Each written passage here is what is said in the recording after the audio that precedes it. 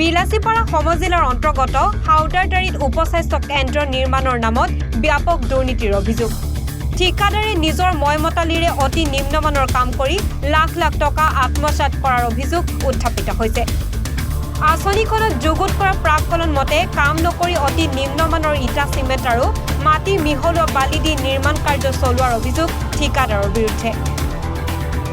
উল্লেখযোগ্য যে প্ৰধানমন্ত্ৰী আয়ুষ্মান ভাৰত স্বাস্থ্য আন্তঃগাঁথনি অভিযানৰ অধীনত প্ৰায় 40 লাখ টকাৰ উপস্বাস্থ্য কেন্দ্ৰটো নিৰ্মাণৰ ঠিকা লাভ কৰিছিল ঠিকাদাৰে। কিন্তু ঘৰত বহি ৰাতিৰ আন্ধাৰত অতি নিম্নমানৰ কাম কৰি লাখ লাখ টকা আত্মসাৎ কৰাৰ অভিযোগ স্থানীয় ৰাইজ আৰু দল সংগঠনৰ।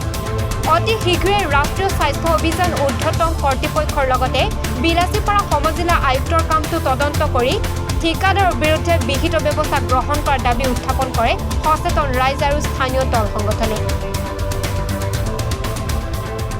সমজিলাৰ অন্তৰ্গত হাউদাৰদাৰী গাঁৱত PM আভাম নামৰ এটা আঁচনিৰ অধীনত 40-50 লাখ টকীয়া কাম এটা আহিছে উপস্বাস্থ্য কেন্দ্ৰ নিৰ্মাণৰ বাবে।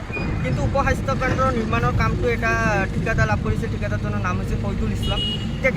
তেখেতে লাভ কৰিছিল যদিও কিন্তু সেই ঠাইখনত যেনেধৰণে উচ্চ মানদণ্ডৰ কাম হ'ব লাগিছিল তেনেকুৱা কিন্তু পৰিলক্ষিত হোৱা নাই। তাত আপোনালোকে সকলোৱে জানে, ইতিমধ্যে আমাৰ ওচৰত ভিজুৱেলছ আছে যে তাত অতি নিম্ন মানদণ্ডৰ বালি ব্যৱহাৰ কৰা হৈছে। তাত ইটাখিনি পুৰণা ইটা ব্যৱহাৰ কৰিছে। 40-50 লাখ টকীয়া এটা কামত পুৰণা ইটা কেনেকৈ ব্যৱহাৰ কৰিব পাৰে বা এনেকুৱা নিম্ন মানদণ্ডৰ বালি কেনেকৈ ব্যৱহাৰ কৰিব পাৰে। তো শহীদুল ইছলামৰ ক্ষেত্ৰত কিন্তু হাউদাৰদাৰী গ্ৰামবাসীয়ে ইতিমধ্যে তেখেতৰ ওপৰত অভিযোগ আনিছিল, কিন্তু তেখেতে বাৰম্বাৰ অস্বীকাৰ কৰিছে আৰু সেই গাঁওবাসী অঞ্চলবাসীক ভাবুকি প্ৰদান কৰিছে। তো গতিকে শহীদুল ইছলামে ইমান ক'ত সাহস পালে যে গাঁওবাসীয়ে তেওঁৰ বিৰুদ্ধে যেতিয়া মাত মাতিব খুজিছে তাৰ ওপৰত ভাবুকি প্ৰদান কৰিছে। তো গতিকে ধুবুৰী জিলা ছাত্ৰ মুক্তি সংগ্ৰাম সমিতিৰ আমাৰ কথা স্পষ্ট যে অতি সোনকালে শহীদুল ইছলাম নামৰ ঠিকাদাৰজনৰ বিৰুদ্ধে এটা বিভাগীয় তদন্ত হ'ব লাগে আৰু তদন্তৰ আওতাত সেই ব্যক্তিজনক আনিব লাগে। আনকি এটা গুৰুতৰ অভিযোগ আহিছে যে শহীদুল ইছলাম নামৰ ঠিকাদাৰগৰাকী সেই কামত নাহে। তো তাতে ঘৰৰ পৰা এটা কণ্ট্ৰল ছিষ্টেম ৰাখিছে, কণ্ট্ৰল মেচিন ৰাখিছে। ইয়াত মিস্ত্ৰীসকলৰ দ্বাৰা কামখিনি কৰাই আছে। তাত এটা ইঞ্জিনিয়াৰ পৰ্যন্ত নাই। তাৰপিছত শিশু শ্ৰমিকৰ দৰে শ্ৰমিকসকলক তাত কাম কৰি অহাৰ এটা অভিযোগ উঠিছে। তো ধুবুৰী জিলা ছাত্ৰ মুক্তি সংগ্ৰাম সমিতিৰ একেবাৰে স্পষ্ট কথা আমি সমজিলা আয়ুক্ত তথা বিভাগীয় কৰ্তৃপক্ষক অনুৰোধ জনাইছোঁ, ইয়াৰ বিৰুদ্ধে অতি সোনকালে গুৰুতৰ এটা কঠোৰ শাস্তিমূলক ব্যৱস্থা গ্ৰহণ কৰিব লাগে। নহ'লে কিন্তু ধুবুৰী জিলা ছাত্ৰ মুক্তি সংগ্ৰাম সমিতিয়ে গণতান্ত্ৰিকভাৱে আন্দোলন কৰিবলৈ বাধ্য। কামটো আচলতে যিহেতু এটা তাত উপস্বাস্থ্য কেন্দ্ৰ এটা হ'ব, সেই গ্ৰামখিনিৰ দুখীয়া মানুহখিনিৰ কাৰণেহে আচলতে চৰকাৰী স্বাস্থ্য কেন্দ্ৰ নিৰ্মাণ কৰে। তো তাত গৈ যদি আমি এটা ভাল পজিশ্যন নাপাওঁ, ভাল যদি স্বাস্থ্য লাভ নকৰোঁ, তাত যদি এনেকুৱা ধৰণৰ অনিয়ম কাম চলি থাকে তেনেহ'লে কিন্তু ৰাইজৰ বাবে এইটো একেবাৰে দুৰ্ভাগ্যজনক কথা। সেই হিচাপে আমি ধুবুৰী জিলা ছাত্ৰ মুক্তিয়ে দাবী উত্থাপন কৰিছোঁ, অতি শীঘ্ৰে ইয়াৰ ওপৰত কঠোৰ পৰা কঠোৰতম শাস্তিমূলক ব্যৱস্থা কৰিব লাগে ঠিকাদাৰজনৰ ওপৰত, আৰু তাত সম্পূৰ্ণ যাতে ভাল কাম এটা সুচাৰুৰূপে পৰিচালনা কৰিব পাৰি তাৰ ব্যৱস্থা কিন্তু বিভাগীয় কৰ্তৃপক্ষই ল'ব লাগিব। প্ৰাককলন মতে কামটো হোৱা নাই নেকি?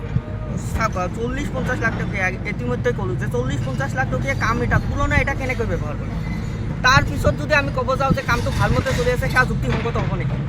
যোনটো ঠিকাদাৰজনে কিন্তু ৰাইজক তেনেকৈ কৈ আছে যে মোৰ ইচ্ছামতে মই কামখিনি কৰিম, ৰাইজক ভাবুকি প্ৰদান কৰিছে।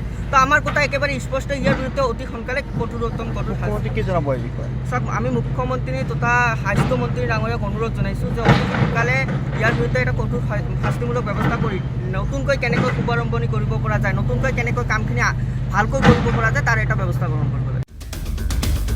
বিলাসীপাৰাৰ পৰা আফৰোজুল ইছলামৰ প্ৰতিবেদন, এনিভাৰত 24।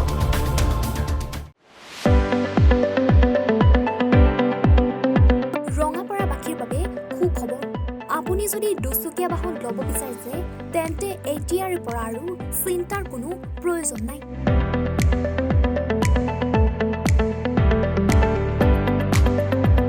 আপুনিও আহিব পাৰে DBP এছ'চিয়েটলৈ, বাজাজ টু হুইলাৰ ডিলাৰ।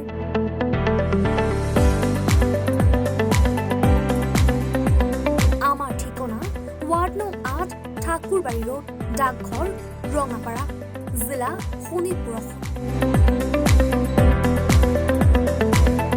আমাৰ যোগাযোগৰ নম্বৰ 9435707133 9707967285285।